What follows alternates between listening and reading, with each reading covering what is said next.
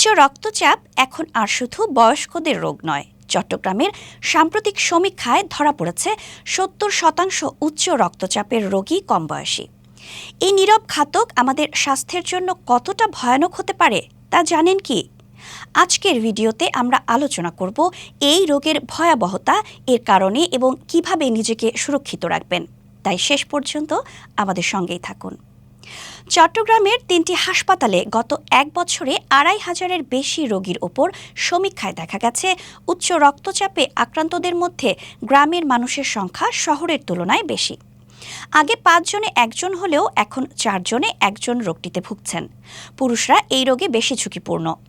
আরও উদ্বেগের বিষয়, ৫৫% রোগীর রক্তচাপ নিয়ন্ত্রণের বাইরে। ফলে স্ট্রোক, হৃদরোগ, কিডনি ফেইলিওর, এমনকি ক্যান্সারের মতো মারাত্মক রোগের ঝুঁকি বেড়ে যাচ্ছে। বিশ্ব স্বাস্থ্য সংস্থার তথ্য বলছে, বাংলাদেশে প্রায় ২ কোটি মানুষ উচ্চ রক্তচাপে ভুগছেন, যাদের বয়স ৩০ থেকে ৭৯ বছর। কিন্তু দুঃখের বিষয়, এর অর্ধেক মানুষ জানেনই না যে তারা এই রোগে আক্রান্ত। আর যারা জানেন তাদের মধ্যে মাত্র ১৫%ই নিয়মিত ওষুধ খেয়ে রোগটি নিয়ন্ত্রণে রাখতে পারছেন। এই রোগ শুধু আপনার হৃৎপিণ্ড নয়, আপনার কিডনি, মস্তিষ্ক, এমনকি জীবনের মানও নষ্ট করতে পারে। ২০১৯ সালের একটি সমীক্ষায় দেখা গেছে, বাংলাদেশে হৃদরোগে মৃত্যুর ৫৪%-এর জন্য দায়ী উচ্চ রক্তচাপ, এমনকি পঙ্গুত্বের অন্যতম কারণও এই রোগ।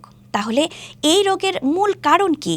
চিকিৎসকরা বলছেন, অতিরিক্ত লবণ খাওয়া, বাইরের তৈলাক্ত খাবার, স্থূলতা এবং শারীরিক নিষ্ক্রিয়তা এই রোগের প্রধান ট্রিগার।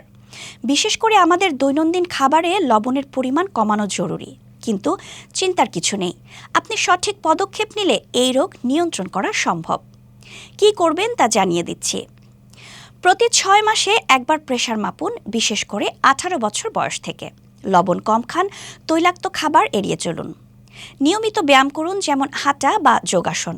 ধূমপান ও মদ্যপান থেকে দূরে থাকুন এবং সবচেয়ে গুরুত্বপূর্ণ, চিকিৎসকের পরামর্শ মেনে চলুন।